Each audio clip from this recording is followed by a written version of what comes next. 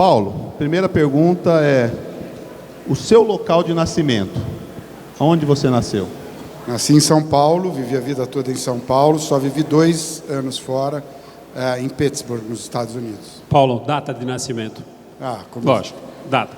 23 de março de 1955, tenho 64 anos. Amém. Já estou aproximando para 65. Amém. Eu sou um de 4 filhos homens, sou o número 2. Minha família é só de engenheiros, eu ia fazer engenharia, não sei como eu caí na medicina, mas não faria nada diferente hoje. E um dos meus irmãos, eu perdi um dos irmãos com 52 anos, uma morte súbita, provavelmente cardíaca. Você tem algum ídolo na medicina? Alguém que você, de alguma maneira, se espelhou? Eu tenho exemplos, né? O João Gilberto Maxud, meu professor na cirurgia pediátrica, o professor Dair Kutait, que era o diretor do Sírio-Libanês, e o meu professor fora, Thomas Starzl, com quem eu mantive o contato até o fim da vida dele. Ele era um cirurgião extraordinário, uma pessoa extraordinária, tinha uma coragem para a inovação notável. Ele criou os transplantes de fígado numa época que não existia nem terapia intensiva, em 1963. Aprendi muito com ele nos 2 anos que eu fiquei lá. E você foi intensivista, Paulo. Por que você, da intensiva, você foi ao Sírio? Não é que eu fui intensivista. Meu primeiro contato com o Hospital Sírio-Libanês foi um estágio na unidade de terapia intensiva com o professor Marcel Cerqueira César Machado durante 1 ano. Esse estágio para graduandos ainda existe no Sírio. Foi em 1976, pessoal. A maioria de vocês não tinha nascido. A maioria. E depois eu fiz mais 1 ano de UTI aí com o Nabil Mitri, um cardiologista, também na UTI do Sírio-Libanês. Então eu passei 2 anos em UTI em plantões, né?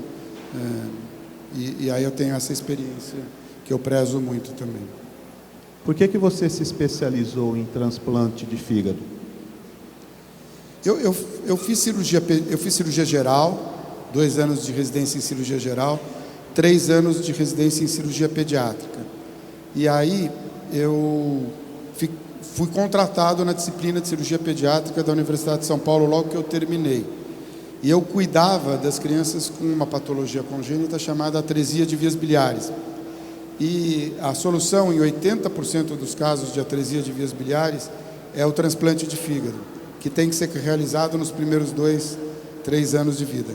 E não se fazia transplante de fígado em criança regular. Não, nunca tinha se feito transplante de fígado em criança no Brasil e não se fazia transplante de fígado regularmente no Brasil.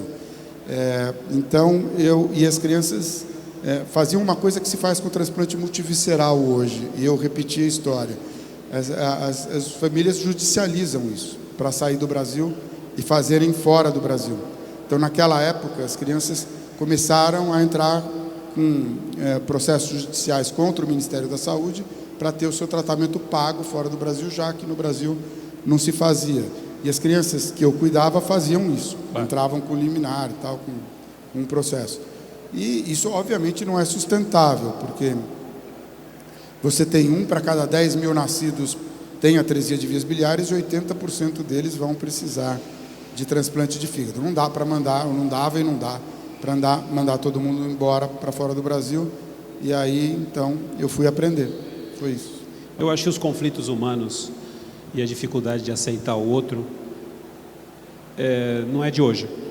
A região dos seus ancestrais é uma região que vive em conflito e com dificuldades há centenas de anos. Os Estados Unidos parecem viver mais um ciclo de polarização, o Brasil também. A minha versão é assim: você acha que é o amor e a beleza que podem salvar o mundo dessa loucura que a gente às vezes vive ciclicamente? É sempre o amor e a solidariedade, né? A empatia com o outro.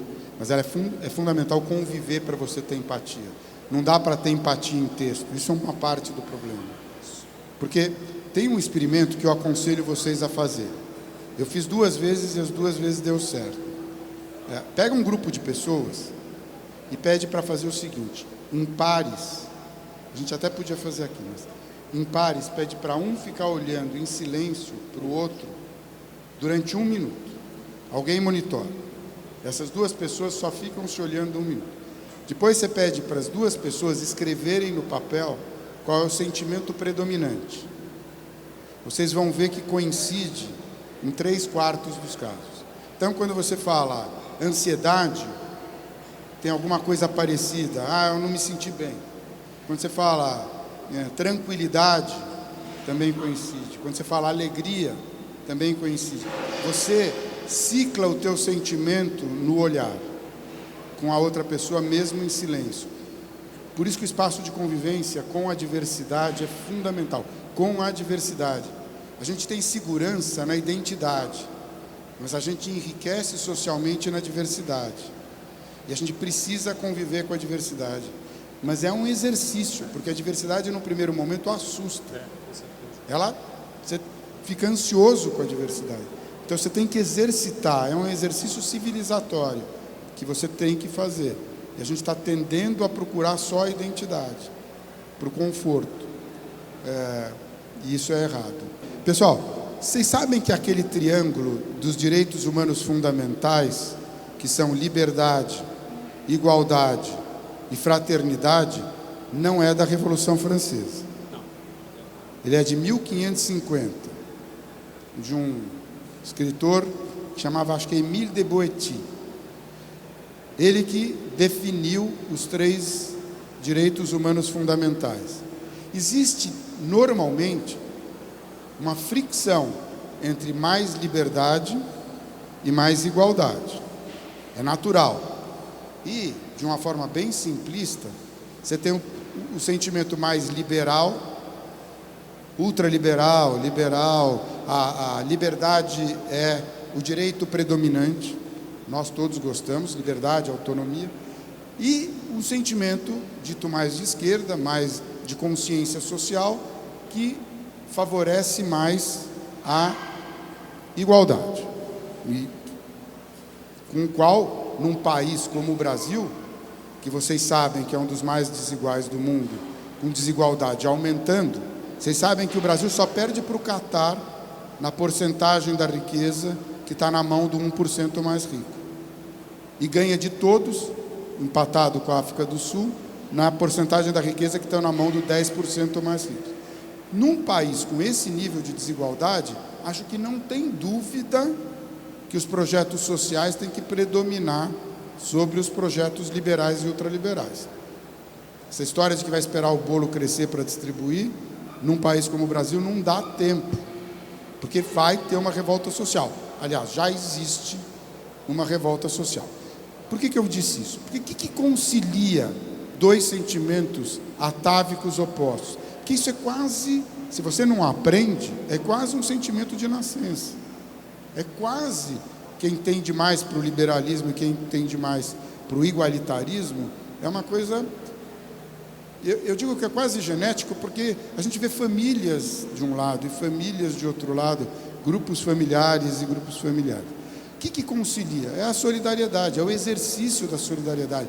Agora, eu vou ser piegas aqui. Tem coisa mais gostosa do que exercitar a solidariedade? Tem retorno melhor do que o exercício da solidariedade?